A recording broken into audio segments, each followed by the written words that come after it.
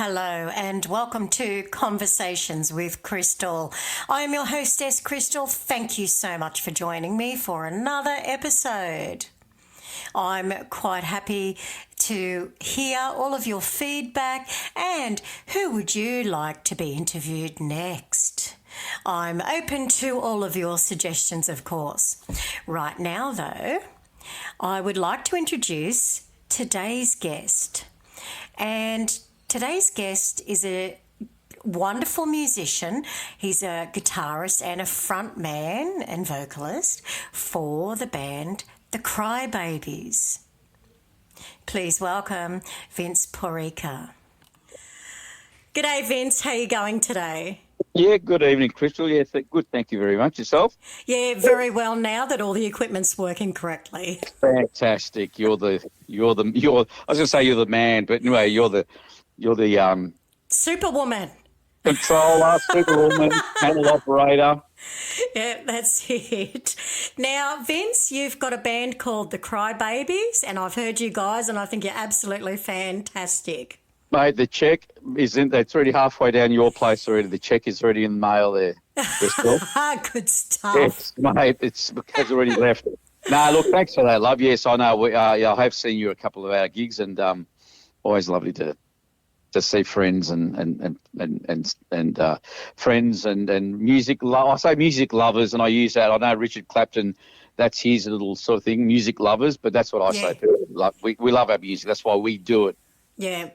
I remember one time when we seen you guys that you just finished playing until like 2 or 3 in the morning or something, and then you backed up again like the next lunchtime, and you all looked so tired, but you kept going. You just performed like normal, and I just went, God, these guys are just awesome. So yeah. Well, you know what I say, Crystal. And like I said, I've said, like I've been in the room when you're playing or when we've jammed. We've had like little get-togethers over the years type thing, and we do it for the one moment. We don't do it for the money. We don't do it for the we do it because we love it. And sometimes to Jason or my drummers sort of unwanted wishes, we I keep saying let's do another one, let's do another 2 type thing, and he's being a drummer, he's going full pelt, and he'll look at me and go, what the hell, but it's like, you're up there playing and you just I could just play. I could play. If somebody says stop, I'm happy to play music. That's how it is with me. Yeah, I'm kind of the same. Back before we got the band and everything, I'm like, I could do 2 or 3 songs. That's all you normally get some at different places, and I go, I could just stay up here. Then we got the band, the blues band, and I just went, oh yeah, this is what it's like after 3 hours. I just want to sit down. You do, yeah.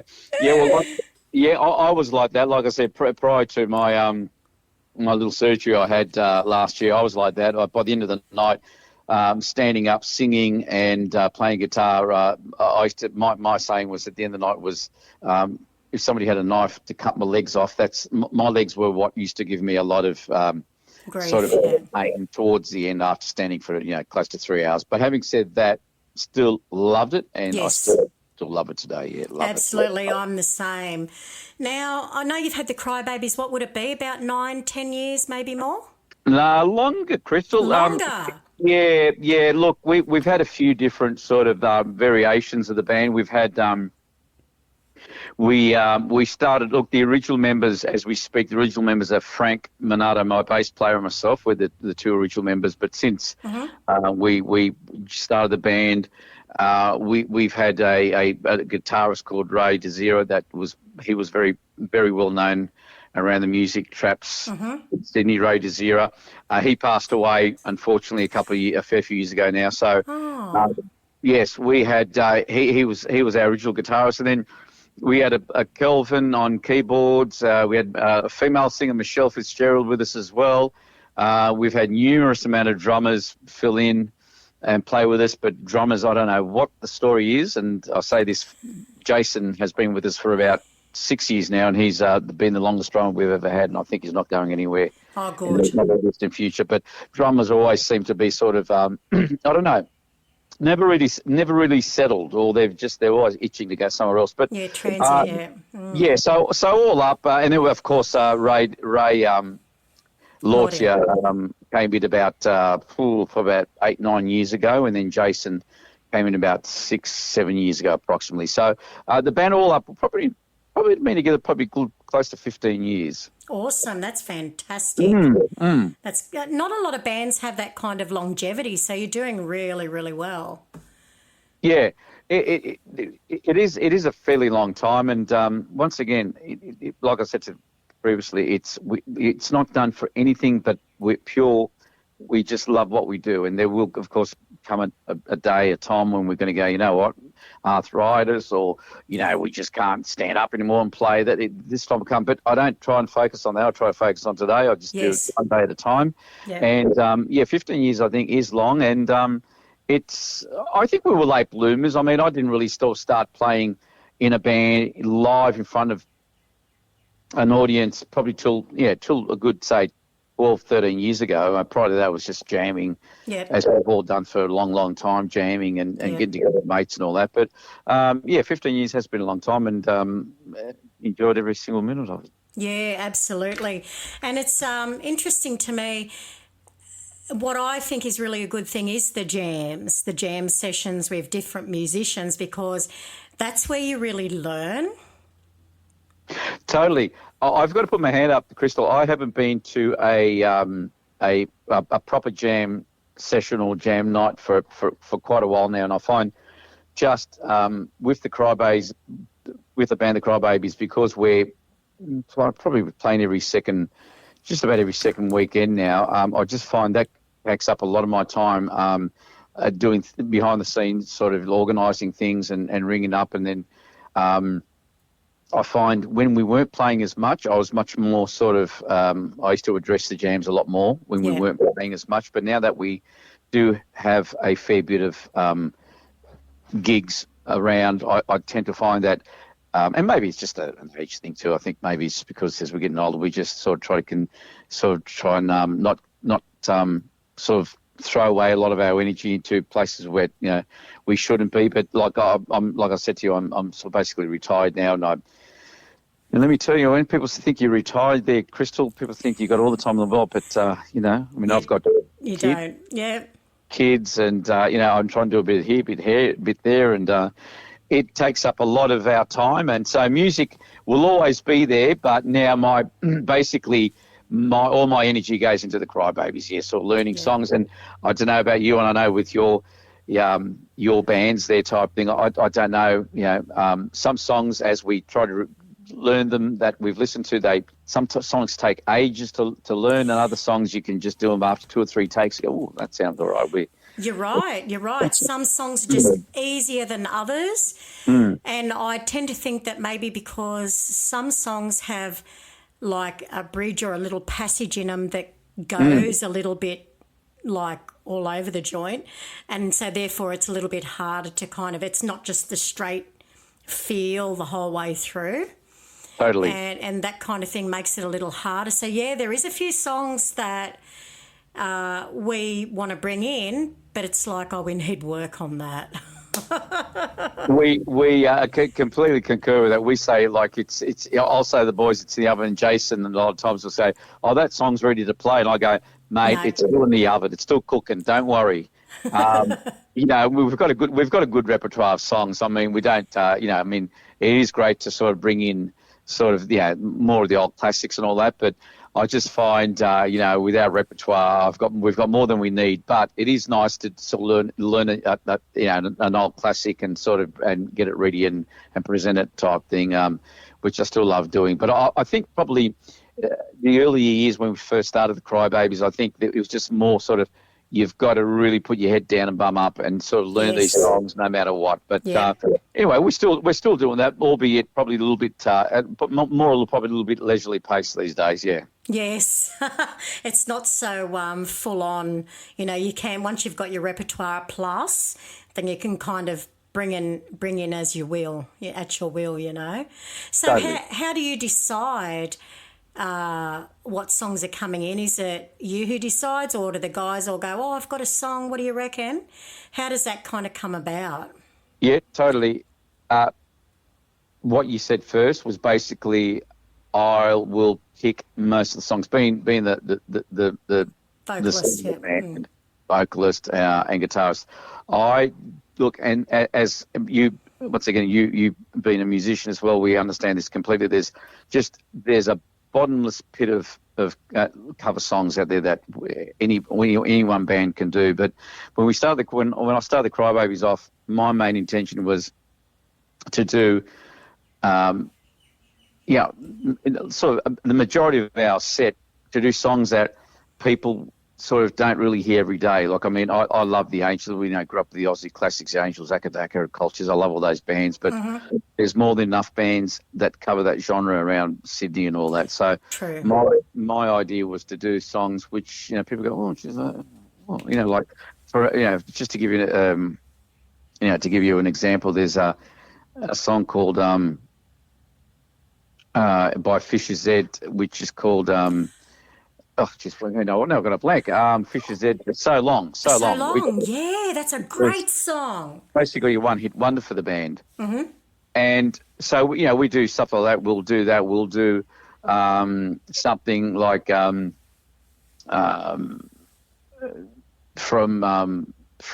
this, from, like, we do a Skyhook song. Now, my favourite band growing up, Australian band, growing up was Skyhooks. I mean, I loved a lot of the Aussie bands. I loved a lot of Aussie bands, but Skyhooks were my first, and I still love them to this day. Yeah. And we do a song from their first album called Living in the 70s. And love it. We do Hey, What's the Matter? And I remember we did a 50th birthday party down at Southern Highlands probably early this year, and the bloke said to me, the chap said to me, he said, you do that song, Hey, What's the Matter? And I went, yes. He goes, are you going to play it on my birthday? I went, oh, so you're a bit too young to remember that. He goes, mate, we do it in my, and he was only in his 40s. He goes, no, I do it in my band. And cool. he wanted to hear it again on his birthday, so we played it type thing. So we do a handful, a lot of songs. And then we do a lot of songs that a lot of other bands play type thing, of course. But a lot of songs people go at the end of the night, or the end of the afternoon, people go, mate, I haven't heard that song for ages. I love your set list. I love, the choice of songs. So, a bit of Johnny Cash, a couple of blues numbers. And, I mean, I love my blues. If I had my choice, I'd be playing 12-bar blues, boogie, all the time there. So would I. So would I. Love it. Love it. As a bass player, though, I'd love to do it just to sit back after playing, being a guitarist and a singer for so many years. I go, man, I would love to just play in a blues band, and just in the background and just play the the bass notes and just do a bit of harmonising. But yeah. That's wonderful. Yeah, there's something to be said for the blues, isn't there? I love the blues. Oh, yeah. We do too. Just absolutely love it. But unfortunately, because we started out as a blues band and we had gigs lined up before COVID, literally, we played like 2 days before they shut everything down, and we lost everything. So, yeah. And so when we come back, it was all duo work. And just to sing your praise there, like I thought the Crybabies like travelling and traversing all over New South Wales. You guys, I think, are on par with us, going to places where you go, oh, well, I know where the Crystal Lutzow playing. Oh, where the hell is that? So then I have to Google. Honestly, I've had to Google a couple of times. So where's this? And I pride myself on knowing a fair bit, but mate, good on you. And it's always say country folk. Don't the folk out of town love their music? They absolutely do, and they love the stuff that we play, which now is 60s, 70s, but we do throw the odd bluesy thing in there as well, and 60s, Brilliant. 70s, 80s, 90s, kind of whatever. Like you said, oh, gee, that's a cool song. Maybe we can put it in. If it works, it works. If it doesn't, we just chuck it. It's but yes, we love the travel, and we're off again this weekend as well. Yeah, safe travels, and have a great gig. Yeah, no, look, it's like I think at the end of the day, people go, look, it's a dollar thing. People go, oh, I don't want to play out of Sydney because we've got to make sure that dollar is earned, and we get that back $2. But look, in reality, if you're a full-time professional musician, I can understand it. You can put your price on that and go, well, take it or leave it. But I think as musicians like us who sort of do it, once again, not that we don't appreciate the money. Hello, we do. But hello. I think, and be in a position. I'm talking personally now that I'm retired. I've sort of, I've set myself up. So, to me, and fortunately for the rest of the boys in the band, we've never had an issue questioning, should we go there or we're going to do it for this amount of money type thing. We're all on board. We're all on the same page, which is very good. Yeah. And we, the four of us, love playing out of Sydney. We love playing in Sydney. We love playing anywhere. It's just great to play anywhere in Sydney, but we just find playing, out of Bathurst, Lithgow, places like that. It just gives you a bit more of a sort of springy step when you're out there, because you just see in the people's faces how much they appreciate, just a little Sydney band playing, Absolutely, and we quite often get, where are you guys from? And we're like, Sydney, and they're like, hey, you come all the way out to back of nowhere, and we're like, well, yeah, you guys like music too, right? Totally, and they love it. They love us, yeah. Yeah, and you know what? There are people out there, musicians who, like I said, who need to sort of, get that value out of it, and their life depends on it, and that's fine, But like I said, we're in the position where we can do it, and we don't play anything before, but it's we have, and you know what? We've never had a bad sort of reaction from management or crowd, or we've never had a bad stay anywhere. Like it's always been good. Same. We wake up this morning, we get together, we have our coffee, our breakfast, and then we make our way back to wherever we're going to, Crystal. So yeah. And most times our partners will venture with us, which is just brilliant as well. Absolutely. Love having our partners with us there, type thing. And but yeah, like I said, we'll keep doing it till the band upstairs it gives us the strength and the power to keep doing it, and we love it. That's it. And you know what? I love hearing that musicians say that they just want to play and they'll play anywhere, because that's what music's about, is sharing the love. Yeah, totally. Sharing the love. And, I'm big time on YouTube. I love watching documentaries on bands and musicians and stories and stuff like that. And I always think back to a lot of musicians, like say, take the Elton Johns or the Billy Joels and all this, and you listen to their first or second album, and it's just brilliant albums. And they do it because they were fresh, they were hungry, they were young, they were sort of basically living, on the edge of their pants. They couldn't afford a meal, and they just wrote.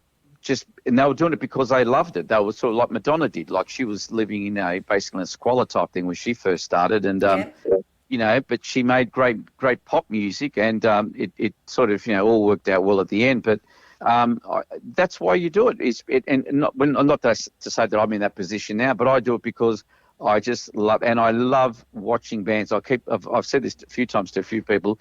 If I didn't have such a beautiful partner, and mind you, my partner loves music like I do, but if I was a single man, and I mean a real single man, apart if I had to sort of attend to sort of things on a weekend where I couldn't get away, but if I had basically free weekends, I'd be going every Saturday night or a Friday night to go and see bands. I just love watching bands as much as playing. I love watching. Oh, absolutely. And what about when you're a young fella? Is that what got you into wanting to be in a band? Is because you used to go and watch bands and go, I want to be that guy? Totally, Crystal. I don't know about you. Me same. Me being a fair bit older than you.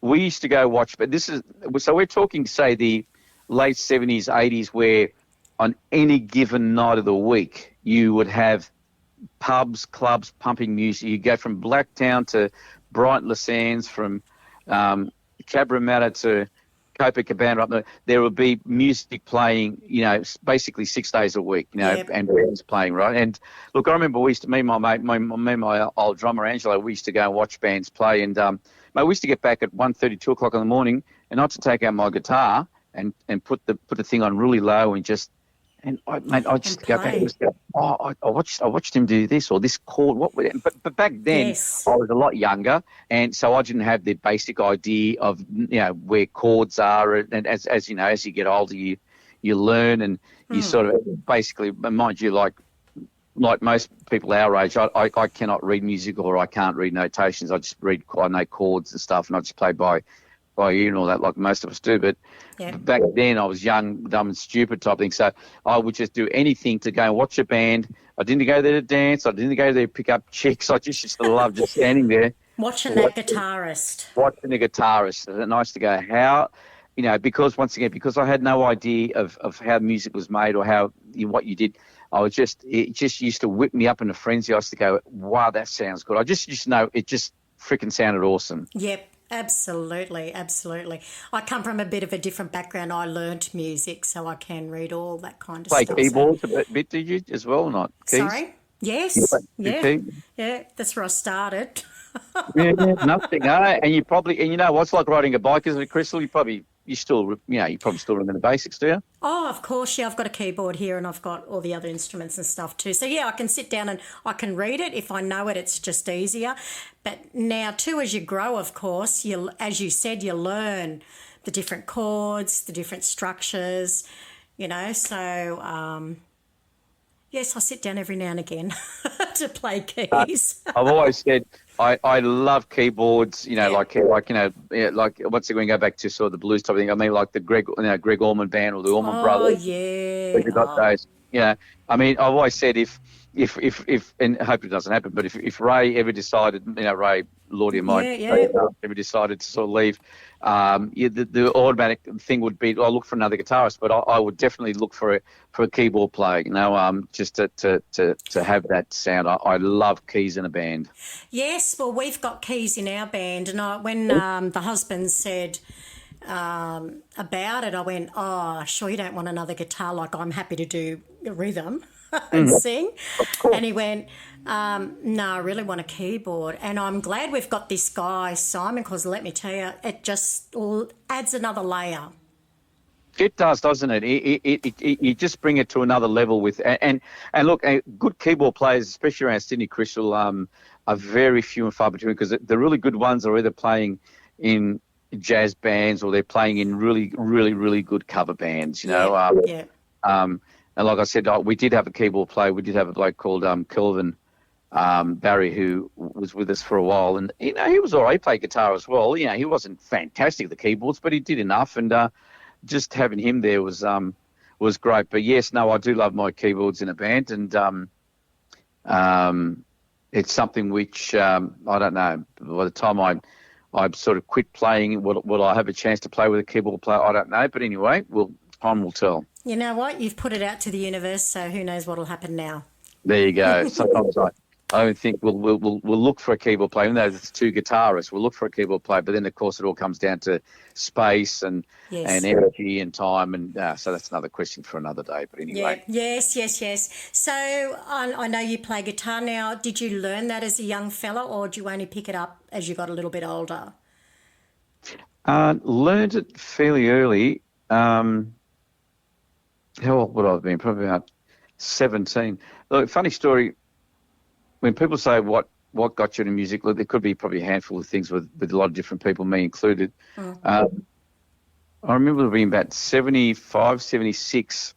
One of my lovely aunties who we visited last weekend, who's still alive, I remember when she lived at Haberfield in Sydney, and she had one of the first colour TVs that anybody ever had. This one colour TV.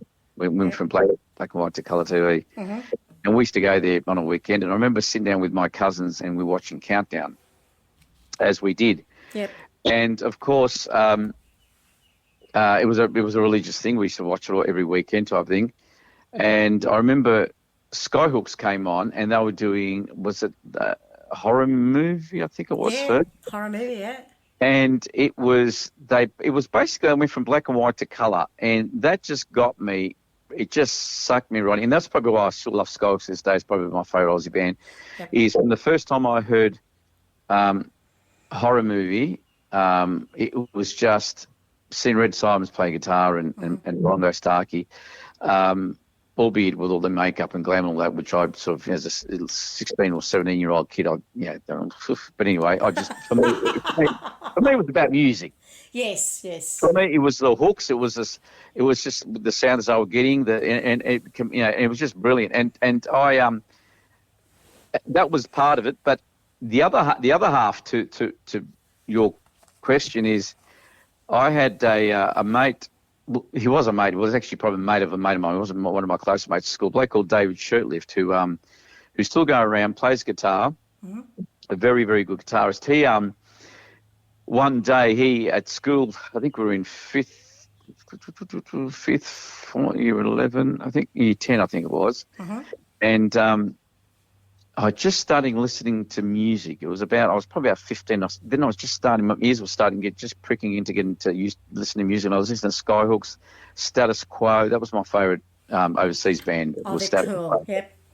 All right, so I loved Status Quo. So me and my mates used to love Status Quo and Skyhooks and all that. Anyway, this mate of ours, Dave Sherlift, he says, I'll play guitar. He goes, I'm going to bring my guitar in tomorrow. And anyway, long story short, the next day it was lunchtime and we were all in one of the classrooms. We stayed in the classroom and he had bought his guitar in that morning. Anyway, he came in at lunch and he opened the case up on the school table. And it was a scene like from out of the Blues Brothers where I can't remember what part it was, where that lady from the monastery shows up and there's all this light shining around her head and they're looking up at her. I don't know if you remember that scene. Yep. It was like that. He opened up this case and there was this Stratocaster, a cream Stratocaster. Yep. And I had not touched a guitar, had not picked one up, had not seen it. And I've said this a few times, and excuse me if it seems a little bit, it was like seeing a naked woman for the first time. I know it sounds no, I get it. Yeah, I get it. Yeah. But as a 15-year-old kid, I looked at this guitar and just looking at it, I'm going, what the hell? It was like out of this world. Yep. So that I went home and like he didn't plug it in. He just sort of picked it up and just played, I think a D and an A chord or something on it. And I'm going, wow, fantastic. And then, I basically handed my parents or my mum also and my dad after that to get a guitar type thing and ended up getting a little cheap. I think she bought me a little cheap acoustic guitar. And then a friend of ours made me a little, I don't know, half a watt amp out of some tubes he had. And wow. And I bought myself a really cheap Riviera guitar, and I bought myself a lead, and that was my first thing with guitar, and basically it started from there, yeah. And how cool is it when you get a guitar or any instrument for the first time and you make a sound on it? It's just like, wow, I did that.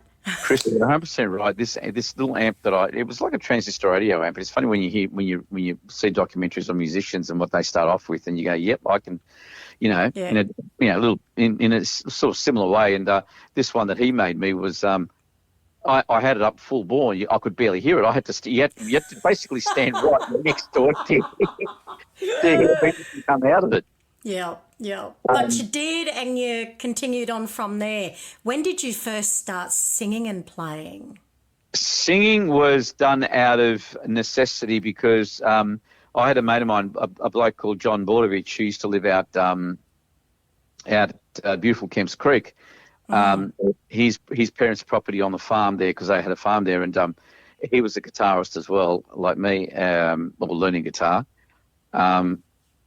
His parents' property now is taken over. A lot of it was taken over by the building of the new airport out out Badgerys Creek out that way. Yeah, correct. So most Sunday afternoons, I'd venture out to his place, and we'd just have like a little amplifier and two guitars, and we'd just be jam. We just strum a few chords, and one day I don't know where I picked up this little cheap little mic from and a little lead, and of course back then I didn't have a stand for it, so of course we got one of his father's I think it was a shovel or something. We cut the shovel off it, and we used the handle, the timber. We put it in between a couple of bricks. Wow. gaffer taped the gaffer taped the microphone to the end of the stand, and I think because it's not as if we had like a PA. No, I think we plugged everything into the guitar amp, and remember correctly, it wasn't a very, very good sound that we got out of it, but we could do it. But you did it, yeah. So that, in a crude way, that was basically how it started. And then I just, because I just go, like we're sort of like in our heads, we're sort of like playing these, but we needed somebody to sort of start singing type thing. And that's probably the infancy of it. That was probably the beginning of it.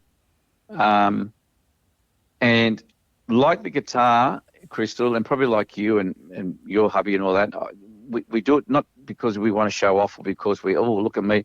We do it because it's a passion. We love doing it. And 100%, absolutely driven. And to me, to be in front of people, that was that was in the infancy type thing. And then later on, when I was married, I was working for a company called Moby Disc, who back in the 80s and 90s, everybody heard of it. I remember them. Yeah. Yeah, before technology sort of grabbed a hold of things and people were recording their own stuff and then downloading. So we used to do parties, we used to do weddings, we used to do birthdays and everything. So I sort of got on very easy being in front sort of a crowd or behind a crowd, whatever way they position me on the night type thing, and having a microphone in my hand and talking and playing music, and even playing music for Moby Disc. Even for them, there wouldn't be probably, honestly, without a night, that doesn't matter where I played, people come up to me when I was packing up or when they were letting me go, love your choice of music, love what you played, you didn't overdo it, you played a bit of this, and that was a very good compliment, I think, to myself. I thought, well, yeah, that's great, but the thing is, I'd love to be doing this as in a band situation type thing, with a guitar in my hand and with a similar sort of like setup type thing. So I did that for a few years as a second job while my kids were young, as a lot of people did our age at the time, supplement our normal wage. And we did that, and very comfortable being in front of people and talking, and I think since for those early days back at Kemps Creek, sort of having a microphone and sort of like I keep saying, like a lot of people, and I hear even the pros these days, a lot of pros people say, like a lot of film stars saying, they don't like seeing themselves on the big screen. I don't like hearing my voice when I hear somebody record it or whatever. I just go, oof. Oh, really? You've got a lovely voice. Well, I thank you, but that's your opinion, and you know what? I'll take a compliment, as we all do when you can. Yeah. I hear like we had, and you have met or seen Charles Takatoa, that Kiwi mate of mine. Yes. Yep. We had him sitting in for Frank, our bass player, last Sunday at the Carey Hotel in Glebe there. Mm-hmm. And we call him the fifth crybaby because he's always either sits in with us with his harmonica or we can use him as a bass. Yeah. But, you've got a bloke like him singing, and I just go, man, I would die to have half of the power and the sound that he gets out of his voice, I don't sort of look at it as something that I need to do. I've got my voice, he has his voice, but no, I'm one of those type of people, when I hear my voice, I go, oof, but people go, no, it's good, it sounds good, but I'm like, so. But anyway, we move on. You do. Now, is guitar the only instrument that you play? Guitar, I can play some bass. I can play a little bass. I think a lot of guitarists out there go, oh, I can play bass. I can play bass, but I'm not a bass player. I can hold. I mean, if I was to do, if you say to me, like, Vince, we need you to sit in and do, a dozen 12-bar blues songs or, blues songs in E minor, I could do it. But so a bit of bass I can play. I can I'm not too bad on the drums. I can hold a beat. But once again, probably because, we've been fairly busy last couple of years with the Crybabies, I don't have really time to muck around. My son's a good drummer. My son, oh, nice. Adam, he's in Scotland now with a young family, so that's sort of been put on the back burner. Although he will be filling in with us for rehearsals on Wednesday night because Jason can't be there. So, good. How fantastic is that? That's great. Yeah, drummers and bass guitarists, I've got a fair few. When I say a fair few, I've got a few in my phone that I can call up, and always good to know type thing. But so drums and a little bit of drums and a little bit of bass. But that's basically been. I bought a set of harmonicas about 2 years ago. Yep. Sort of on the verge of I've got to learn, and I started looking, YouTubing and learning, but albeit I haven't gotten really far with them, Crystal. So, But you know yeah. what? There'll come a time. There always does become a time where something you've got the interest in, and you go to the trouble of buying it. It does somehow seem to come back around. It might be 1 year, it might be 2 years, but it does come around.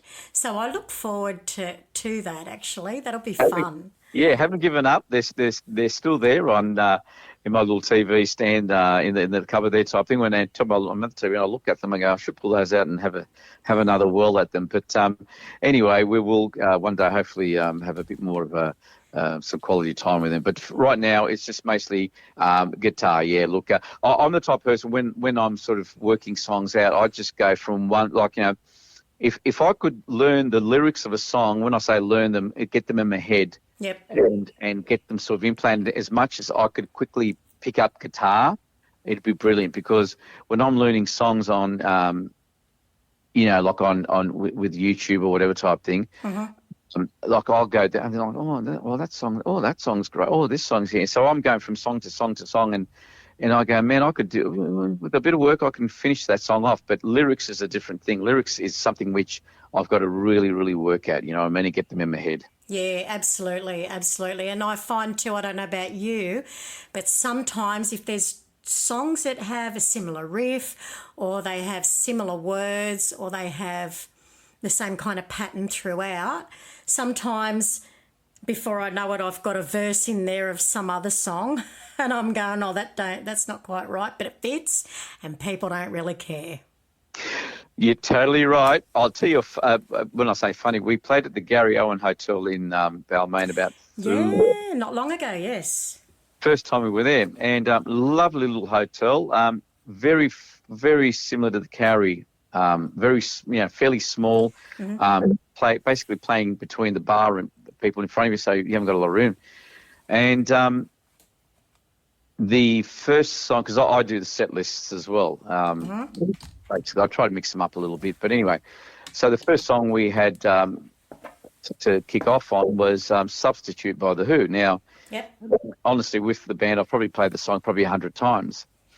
Now, we're going back to lyrics. And anyway, so I'm sort of a bit conscious, because it's the first time. I think you probably could agree with me when you play it at a place for the first time, you're always a little bit sort of, I've got to make sure everything sounds right, and you're sort of looking around while you're playing. And whereas when you've played at a place a fair few times, you sort of feel that a little bit more, okay, been here before. Yes. Yeah. So this was our first time. Anyway, so long story short, we start off with a Substitute, which I love. Anyway, start off and I'm singing it, and I guess for about not even half a minute into the into the verse, and I'm singing, and whilst I'm singing, in my head I'm going, you idiot, you buffhead. I'm already singing the second verse instead of the first verse. Well, you can swap it around. Which I had no choice to. I just did the... Yeah. And if I remember correctly, I did it twice. I did the second verse first, and then I just stayed on the second verse. And then so we got through the night, okay. And then as we were packing up, I said, I was talking to Jason again, my drummer, as we were packing up, and I said, Jason, geez, I'm a... so he goes, what do you mean, Chich? He calls me Chich. I said, I said, didn't you hear me? I said, the first song. He goes, what happened?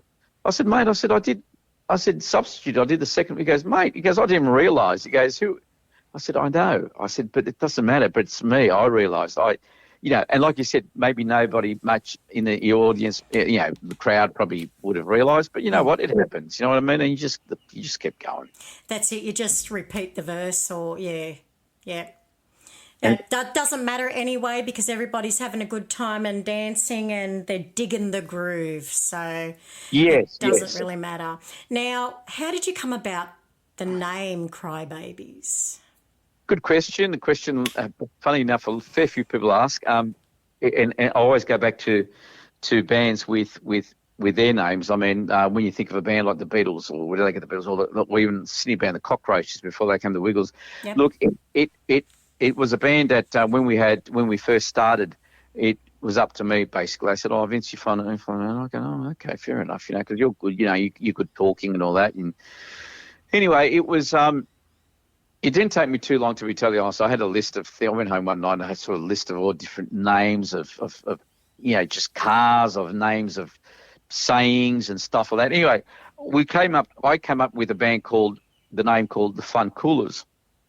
Okay. Yeah. So being of Italian background, Yes. the name, that word means, go get, right? Yeah, that's why I laugh, mate. But Crystal, the way I had it spelt was FUN hyphenated COOLAS, Fun Coolers. Okay, right, yep. So it was if you first time you heard it, you would have got, what the hell? So we had that name for our first gig, I think it was, which we played at Lansvale Soccer Club, not the one there where you guys play occasionally. This is one on was the old Fog Club, the old soccer club there. Oh, yes, yeah. Is there anymore? Anyway, we which was visited by a fair few Italian people at the time, and not that we were worried about who were going to play there, but the bloke who was managing the club at the time, Serge, he said to me, Enzo, he goes, "You can't have that name for the band that night." And I go, "Why?" He goes, "Because you're going to get maybe a few oldies there and a few." And I went, "Yeah, but you don't." He goes, "Mate, you can't have that name, Fun Coolers, because I'll get the wrong idea about it." And I went, "Yeah, okay, no worries." So basically, we only had that name for that one night. Yep. And then in the between of other things, I thought, you know what? Look, I don't want to hear people whinge and complain. So then I went back and I got just came up with the Crybabies, and this is before we had Google, before we had mobile phones with so, and then later on, a couple of years ago, I found that there's a Crybabies. Well, there is a Crybabies in England and one in America. Oh, is there? For Crybabies, yes. Wow. Yep. And a while back, somebody was messaging us from America, saying, "Look, I've seen your dates and all that, but I can't follow you anywhere. I don't know where it is." And I think I had to write them back, say, "Listen, I think you've got us mixed up with the American Crybabies. We're based in Australia," type thing. Yep. So the Crybabies is not anything sort of like came from from something that I knew or anything. It was just the name, the Crybabies, and I thought it might have been because you were whinging mongrels and you had to pick a name. Well, you know what? You probably wouldn't have been too far off it type thing. But I like to think that we're all sort of pretty sort of what's the word for it? Pretty sort of open minded. We like to have a laugh and giggle. Yeah. None of us are serious in the band. I mean, you've had Ray, you've interviewed Ray, and he's the eldest of the band type thing, and he's got a very sort of like nice little sort of sense of humour as well type thing. We don't sort of, we're not one of those bands that sort of like we're angsty or sort of have any issues. And I like the name the Crybabies because one of my other favourite bands too of the years gone by is the English band called the Babies. Right. Mm-hmm. Who had a couple of big hits type thing. But no, the Crybabies, and we've stuck by it. And I think at the end of the day, it's like anything, Crystal, it is just a name. Like I think when the Beatles first came out, when the Cockroaches, when the Radiators first came out, people go, it's when you say 2-3 times, you hear it, you talk about it, it just becomes part of the vocabulary, doesn't it? Absolutely. I think it's a great name, and I've seen, as we know, I've seen you play numerous times, and you guys all have a great rapport with each other, and you can see that you're all enjoying yourselves. Look, we do, and thanks for that. Look, and I think by sort of seeing bands as I was growing up from teens and seeing a lot of bands, local and sort of like overseas international acts type thing, to me, I just loved just standing there watching. And I think you learn a lot by watching. And look, there are musicians and bands out there that sort of use a stage up and move around and sort of, turn around. And there are other bands, or there are musicians like Eric Clapton, for instance, one of my favourites. He doesn't hardly move. He doesn't hardly say boo. He'll say 2 or 3 words. I've seen him a couple of times when it's come out. You don't go see Eric Clapton to see a light show, to see lasers. You go to see the musician Yeah, and I think a lot can be said for that too. I've heard it said quite many times. You've got your singers that jump around and think they've got to show off, and they lose something in their voice when they do that. And then you've got the singer that stands there, and it's very mesmerising watching somebody not really move too much, because it's like, hang on, what are they going to do next? Listen to their voice, you know? That's what it's all about. It is about your listening. And at the end of the day, too, I think people say, like, we play our guitar like you and I do type thing, or keyboards or whatever type thing. But at the end of the day, I think your voice is a most sort of important instrument a band will have. Yes. Yeah. You can have a great guitarist, a great keyboard player, etc. If you've got an average singer, it's not going to make any difference at all. So, having said that, and I go back to what I said before, Crystal, I personally, and I don't mean to sort of discourage myself from doing it, but I'm happy to sing and happy for people to say, look, it sounded great. You sound really good. Look, there's nothing worse to go and see in a band that play songs in a monotone or play the same sort of music and in the same key. True. Yes. Spring, and to me, it's just a no-go. I mean, you've got to have at least one person backing you up in a band, and I'm very fortunate. I've got, all of them, Frank, Ray, and even Jason. Yeah. He does some great backing vocals, and it's good. I mean, sometimes we rehearse and we'll go, boys, too much there. It's overkill. Like, we might have everybody chipping in, and other times we'll only need one backing vocal for a certain song type thing. But going back to the singing, I find that I do like moving around, especially if it's a part where we're playing a bit of lead or Ray's playing, so I can move. I personally like moving around between Ray, Jason, and Frank type thing. But when I'm singing, I am in my zone because I have to, even though it does come automatically, I have to remember what I'm doing, and I do a lot of the talking as well in between. Sometimes to my discourage, but anyway, I do the yapping and all that. The getting the audience involved, or not the audience, the crowd, a few people, whoever's there type thing, because we love people to become part of what we're doing there. Yeah. And but I'm always in a sort of a not a trance. I wouldn't say it's a trance, but I'm always in my little zone, if you know what I mean, because it only takes. And it's funny because a lot of the times when we finish playing, the boys will go, "Oh, did you see that? Or did you see that bloke fall down? Or did you see that really good-looking girl?" And I go, "No, I didn't see anything. I'm there. I'm in my, I'll close my eyes and I'm singing because, I have to get in that zone." That sounds a bit sort of... No, it doesn't, because I totally agree with you. There's certain songs that helps me if I'm just totally in my zone and zone everything else out, and funnily enough, but the drums and the bass. Totally. If I only hear those, that's all I hear. There can be 100 other bits of noise. That's what I'm hearing, and that's what you pitch to, and you're totally in that zone. Absolutely. But there's other songs where not so much, and it's different. But I think too, what's very interesting is that creates contrast in your performance. Yes, it does. Yeah, look, and like I said, I have seen numerous musicians and bands that just stand there, and you know what? It all works out well. And then I've seen bands that sort of, you just love to move around, and there's light shows, and there's sort of, this and then that, and great. But you know what? I just find for us, like, we're not to say because we're apart from Jason, who I call our the young kid on the block, he's only what 60s type thing. I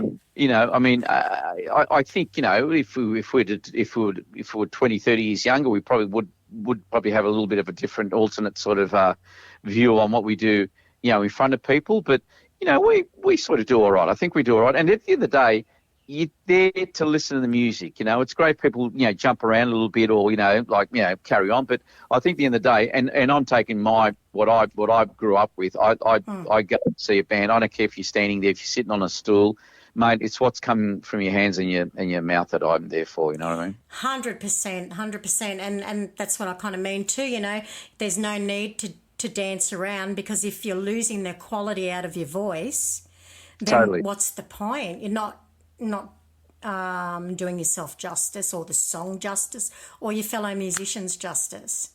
No, and I think we've all been there, like on like either on stage or sort of on a carpet or whatever type thing, and we move away from our amplifiers like even a foot or two, and you sort of lose. Oh, geez, you can't. Oh, geez, you lose that sonic, you lose that sound type thing. So I think it happens with a microphone. You might step, pull back sometimes to sort of throw out a certain note or something, and you go, oh, you know that you've lost that sort of that range type thing. So I stick pretty close to my mic. When I sing, I basically, like I dare say, basically kiss a type thing, it's Absolutely. the way M type thing. Yeah. So. And so where do you think the Crybabies are going to go? So where do you see the band going, like for another 10, 15, 20 years? Hopefully for everybody, Look, I honestly, Crystal, I don't.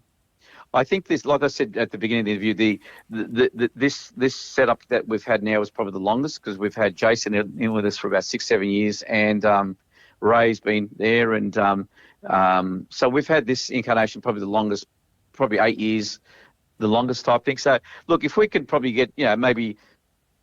Yeah, no, look, another handful of years out of it. I really, really honestly don't put any sort of time factor on it or date on it.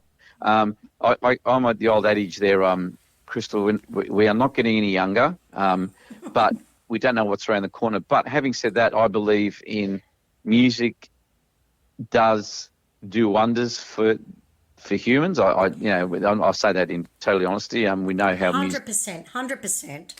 music's used in hospitals and in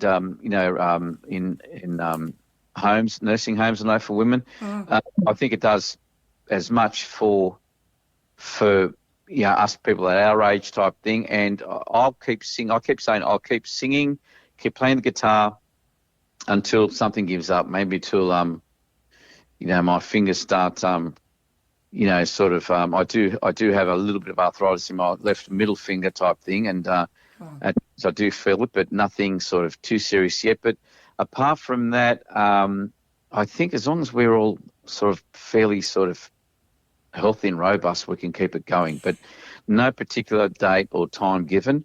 And like in our band, I keep saying nobody's got a contract in our band. If somebody wanted to leave because I'm going to pursue, like the music's too sort of not in interest anymore, and they want to do something a little bit more sort of, mate, I always say you're free to go. Nobody's got a contract. Nobody sort of holds anybody down. Yeah. We just keep doing what we're doing. I do say that I drive the band as far as what we do, because I'm the singer, so I've got to feel comfortable. And like you and your band, you've probably gone through so many songs where you start doing them and you go, in your head you go, yeah, this is going to sound good, and then you get halfway through it, you do about 3 or 4, 5, 6 rehearsals with it, and you go, nah, it ain't working. Let's move on to the next one. So definitely got to feel comfortable with what we do. There's just so many songs out there that I'd love to still put out, but once again, it's up to me to sort of really get my head around. Sort of the new material. And I keep saying we do 60s, 70s, 80s, bit of 90s stuff, Crybaby style. I say that because we're not a note-for-note band. We do the basics of the song. If people want to hear them, as soon as you hear it, they go, oh, we know what this song is. But we put our little spin on a lot of the songs, and we won't get in the territory of trying to do originals, because we're way, way, way past that. Yep. And we just love doing great songs that, especially the songs that I grew up listening to, you know what I mean? And, it's the people that come out and watch too. They know the songs, they sing along to them, and they have a good time. So you're 100% doing your job because you're making everybody feel good. Yeah, and that's the whole thing. And saying before, even though I am in my zone, it's sort of like I am sort of, a lot of the time I do sing, and I don't sing my eyes closed because I'm embarrassed or because I'm shy. It's not that. It's just that's how I feel comfortable. And a lot of musicians do sing with their eyes closed. But occasionally, when I do look out and I do see people sitting there tapping their feet, or they're sort of hitting their like as if they're playing drums, or and you see that a lot type thing. And that's me. See, my partner loves dancing, to her credit, and she loves dancing, and she'll find somebody usually when she comes out with me to dance with a couple of friends or girls and all that. But I love seeing people dance, and they're dancing or they're sort of bopping to their chairs or singing along, even better.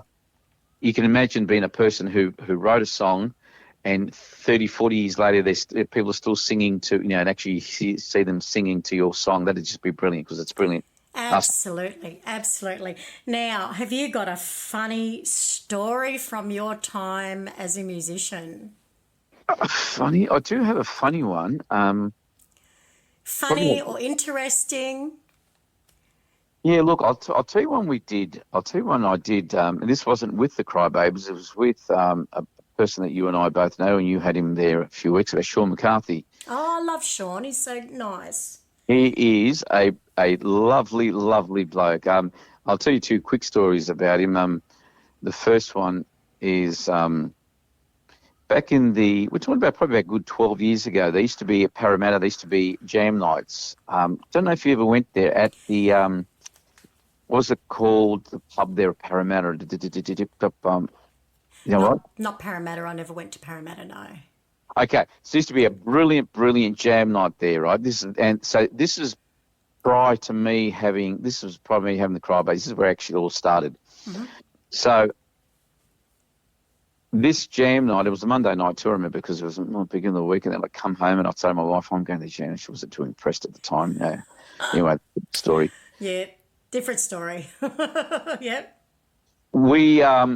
It was a proper setup. There was a proper stage, proper PA. A bloke called Wayne used to do the PA. And these jam nights, Crystal, used to get, now these are just probably two or three people who used to visit the jam nights. Used to get Doc Neeson used to turn up, Angry Anderson used to. No way. The guitarist from the Choir Boys, I forgot his name now. I can't remember the guitarist from, no, not the Choir Boys, from the Baby Animals used to turn up. Who else used to turn up? So just then a couple of, and they used to come there and they used to just mosey in, and people used to sort of, it was never sort of like telegraphed that these blokes were showing up. Anyway, this was the type of place it was. Anyway, so it was brilliant, brilliant, brilliant. Brent and Dan, who played guitar with the Radiators for a couple of years, was one of the house guitarists. Sean McCarthy, I met him there for the first time. Mm-hmm. And he was still pretty novice on guitars type thing. And I remember me meeting him. He goes, "Oh, you play guitar?" Yeah, blah, blah, blah, and all that. And he goes, "Oh, can I get up on stage with you?" And I said, "Yeah, if you want to," type thing. Yeah, by all means. So he'd get up.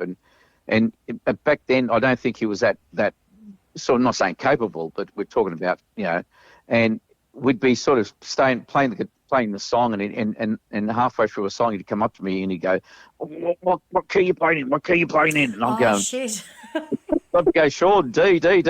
Oh, and he'd look at me and I'd go, far out, But anyway, long story short, he's come in leaps and spades. Oh, God, yes, yep. But so he used to get very cranky. He used to have this really cranky look on his face back then, and he used to sort of like he looked lost, because he was just not in a good place where he was, because he was still fairly new. But having said that, we struck up a friendship, and we've been friends ever since. And since then, he'd sort of call me every now and then when he started, getting a little bit more, knowledgeable on guitar, and he'd have bands and all that. And this one particular time, he rang me up. He goes, "Vince," he goes, "can you do the?" I went, ooh. I looked it up, and this, I think the Crybabies had just started, but this particular weekend I had free, and he goes, "We've got a gig at St Mary's at Dun." There was a pub there near Dunhevert Circuit there at St Mary's. Oh yes. I know where that is. Yeah. Right. We were playing outside undercover, so it was undercover, and there was a very small stage, and there was concrete, and people had their chairs, and so we set up. So I was playing bass that night. I filled in on bass. So we got there. I introduced myself, and Sean goes, "Okay, we had one rehearsal. That's one we had the rehearsal running up to that gig." Um, so Sean was fairly wild. He was sort of like used to move around a lot on stage, and sort of do what he did. Anyway, we're playing through these songs, and all of a sudden he decided to, he sort of had a break between singing, and he decided he was going to take a wander off this little stage, which was probably not even maybe a foot and a half off the ground, Crystal, and then go and probably just move around the few people sitting there watching us play. Yeah. There with the bass guitar holding the tune with a drummer, and standing next to the drummer, and he's walked away from his mic, and as he's walked away from his mic, his cable, his guitar has grabbed a couple of his pedals, foot pedals. Oh no! He's heading towards the front of the little mini stage, and next thing, he jumps off, and these pedals sort of fall, just manage to sort of stay on stage. So he's sort of mucking around. He's sort of playing his guitar and moving, his long hair in front of a few people. Mm-hmm. Decides it's time to run back onto the little stage. So we haven't moved. We're just watching him type thing, right? And I kid you not, it's like slow motion. So he's basically taken a run from the pavement where it was, and he's jumped on stage, and I think he tripped. He must have just nicked the edge of the stage, and he's gone face first. Oh no! Guitar, his pedals around his legs. Oh, the poor bugger. Mate, he got up, like, those comedy shows where he gets up as if nothing happened. Yep. He's gotten up and he's playing the guitar, and he's still playing his guitar, and he goes back to his microphone and keeps singing, mate. Mate, me and the drummer looked at each other. We were just peeing ourselves laughing, man. And I'd remind Sean every time I see him, I sort of said, Sean, remember that night at St. Mary's? You know what? That's true professionalism. The funny thing was, Crystal, it wasn't jumping off the stage that he sort of maybe tripped. He was jumping back on. Oh dear. He moved himself up. Like, he took a good sort of like, all right, I'm running back on just this show. But mate, it was like yesterday. And every time I see him, I go, man, I have to. And he just looks at me, just gives me that look, that sort of. That was something sort of like short, sweet, and funny. It's something I'll always treasure type thing. But that's a great story with a great friend that we all have in Sean McCarthy. He's one of the most genuinely nice men around. He really is. He is, and I got him to thank. And a lot of times he's rung us up last minute, saying, "Oh, Vince, they need a band so and so, or his band's double booked, or they've played and they can't, But so that companionship does go on, and he's very active with a couple of his bands around Sydney, as we all know. Yeah. Oh, sure is, and he records his own music as well. So writes and records his own music. Hats off to him.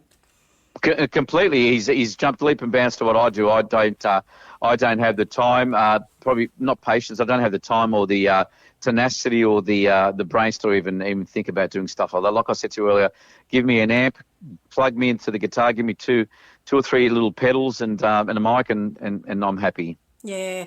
Well, you know what? We all have our journey and what we're meant to be doing and what we like to do. And some people's are to write music and perform that and put that out. And others is to do, playing the music of our lives. Totally. And bringing that back to everybody, for memories. Because every song has a memory for somebody. Yeah, different songs mean different things to different people, Crystal. And it is just one of those things to me. I sort of use the sort of what's the word for it? The comparison is for me playing music in front of people. Now I don't care if I'm playing. Of course, we all love big crowds. We all love to pull up to a gig and have a minimum of 100 people there in front of us and keep that crowd all night. Unfortunately, it just does not happen. So if we're playing in front of 10 people or 50 people or 100 people, to me, it's like as soon as I put that guitar on and I'm through the first song, because the first song, is when you get your bearings, really, yeah. It's like, and not that I've ever been there, and I've never have been, and I don't ever want to go there. It's like somebody's put a needle in my arm. It's like, like, you got that blood. I know, the adrenaline. Absolutely. I get what you're saying, 100%. It's like to get through, for me, it's not the first song, it's maybe the first 4 bars. Yeah.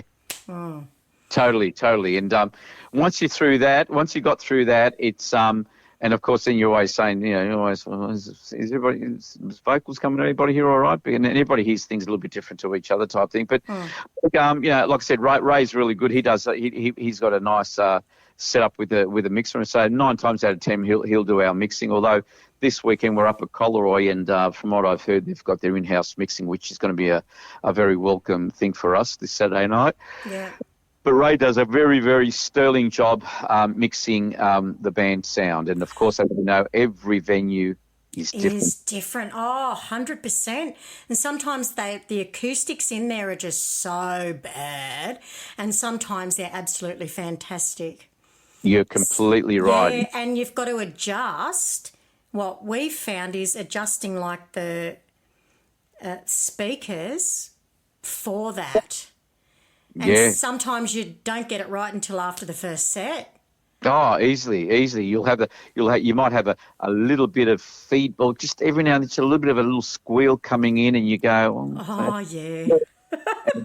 The type of person, I feel like, let's try and fix it in between the song. But Ray's always said, just keep playing till the song finishes, then I'll go and attend to it, because I'm sort of, it's not sounding good. But anyway, we venture on, and but look, most places we have played at, we end up getting the sound, as most bands do, get the sound pretty well sort of sorted out and you learn too, because you always go back to a venue, you return to the venues, and so yep, this one's good for that, or we need different speakers, or we need a different setup, or whatever, and you learn, and that's what it is. It's a process of learning too. But no 2 places are the same, 100%.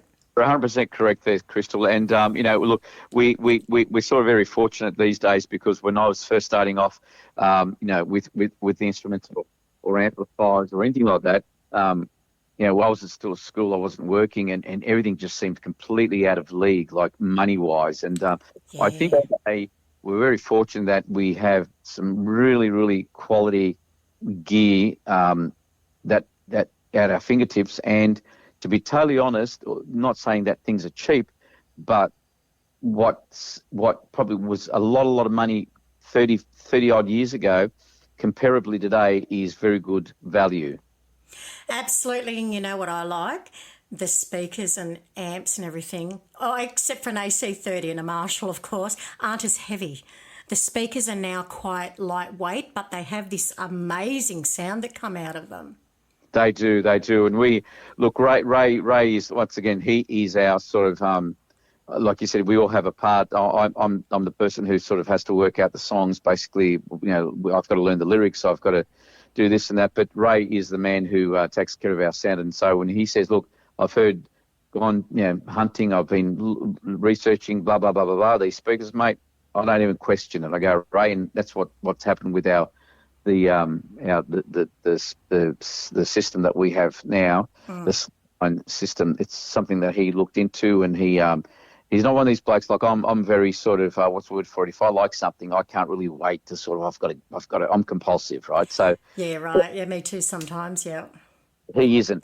He will sort of like test it and sort of read about it and sort of test it and read about it till So if he says to me, Ange, this is mate, go for it. We're going to spend some money. Yep, I trust you with it, type thing. So, and like you said, they have become a lot more portable these days. Yes. All our instruments have, type thing. But I still like my.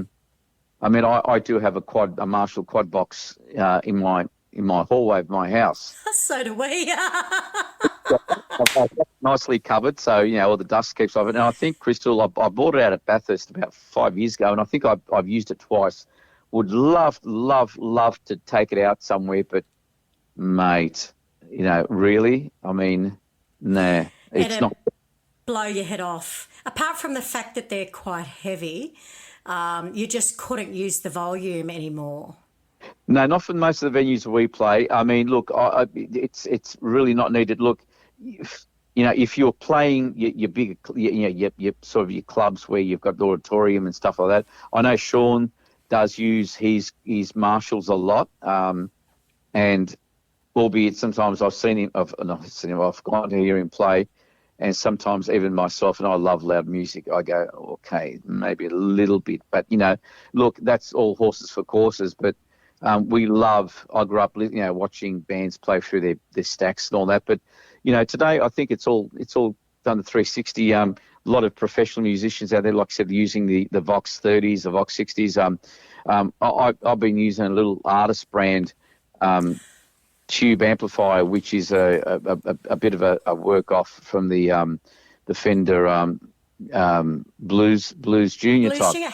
Do you really? I quite like artist brand. And it is a 20 watt? 20 watts, yeah.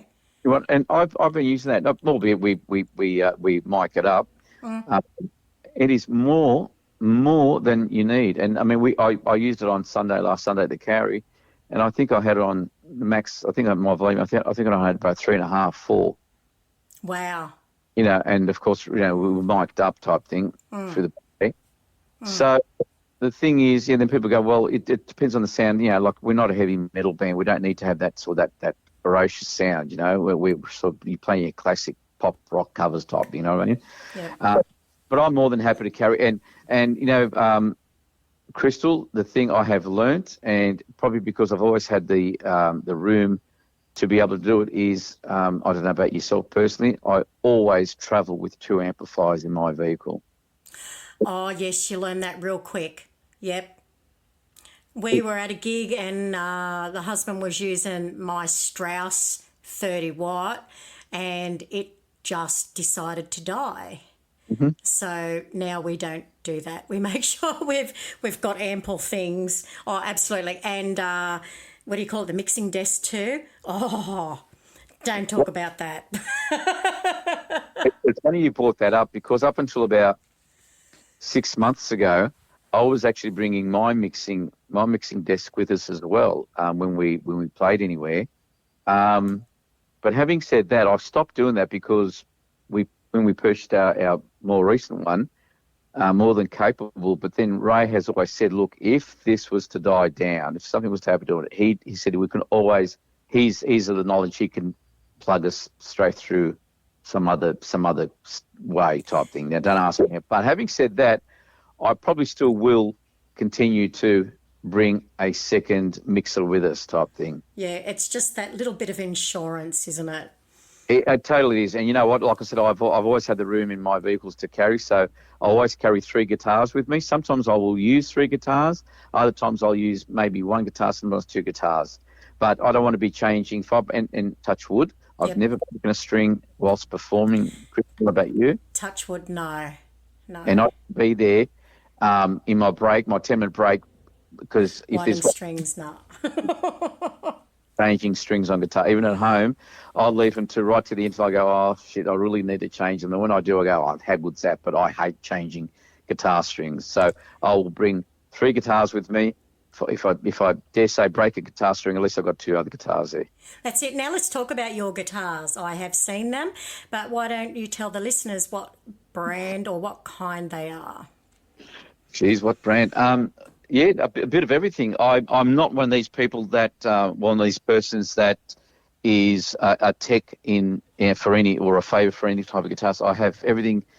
Yeah, I've got Fender Strats. I've got Yamaha Strats. I've got actually I looked at the date probably about a couple of weeks ago because I've still got the original paperwork with it. An black SG Gibson, just a standard. Nice. And that was dated 80 because I got married at 85. I think I bought that in 87 type thing. So that's going on to on an age and all that, and it's a brilliant thing. Very rarely play it. I kept promising myself I should play it a bit more, but I just don't. Well, you got to make sure you go to the gym before you do that because they are one heavy guitar. Well, the SG Crystal is not a. It was to correct you there. You're probably thinking of the Les Paul. Oh yes, I am. I beg your pardon. Yes, I am. are. You are 100% correct there. The Gibson is one. The shape is the bat shape that Angus Young plays from AC/DC. Gotcha.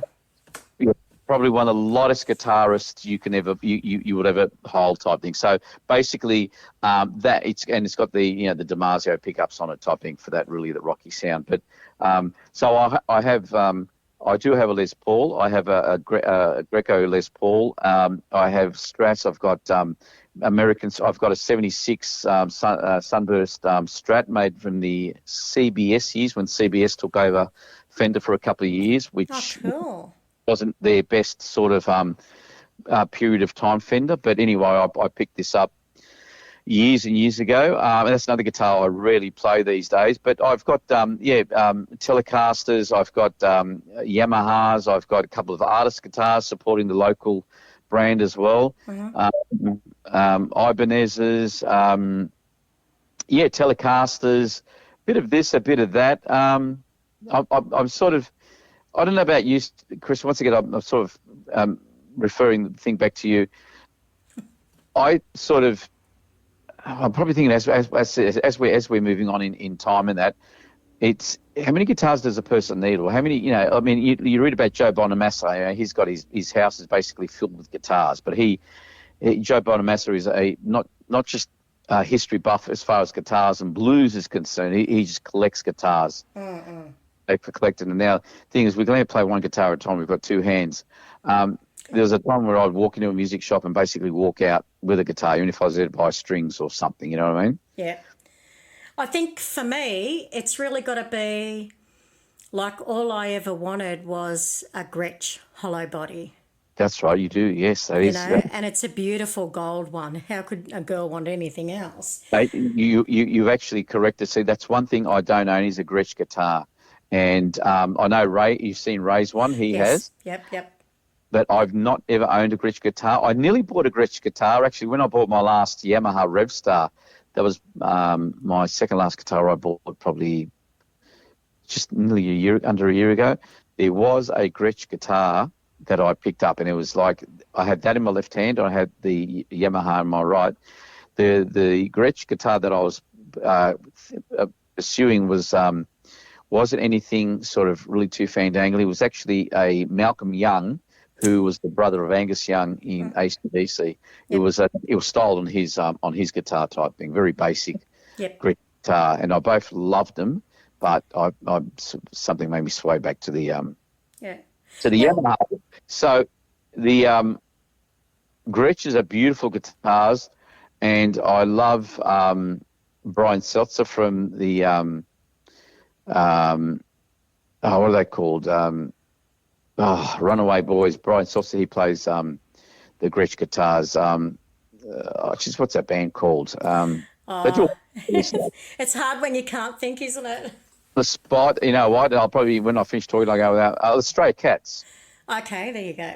Stray Cats, and he's a fantastic exponent of the Gretsch guitar. He does all that sort of sort of whammy bar stuff and that. But anyway, is that your only guitar you have? Oh God, no.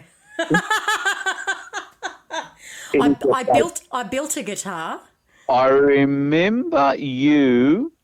We're talking about a year ago. I was following. When I say following, I was always looking. When you put a post up, I was always looking. Are you building? That was a Strat you built, wasn't it? Yes, it was, and I did my own artwork on it and sprayed it myself. How good are you? And put it all together.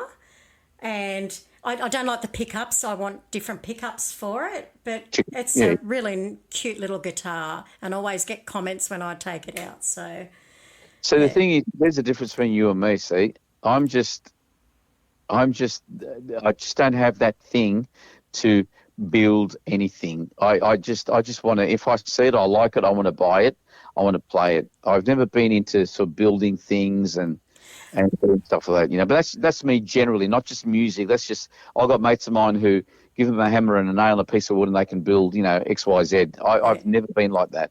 Probably what it was more like was because I was bored in COVID and I seen a kit and I went, I'm going to do that. Understood, yeah. Just like I was listening to Maggie May and I went, oh, that's got a mandolin in it. Oh, I reckon I could play mandolin. And I went and bought one for that song. Right.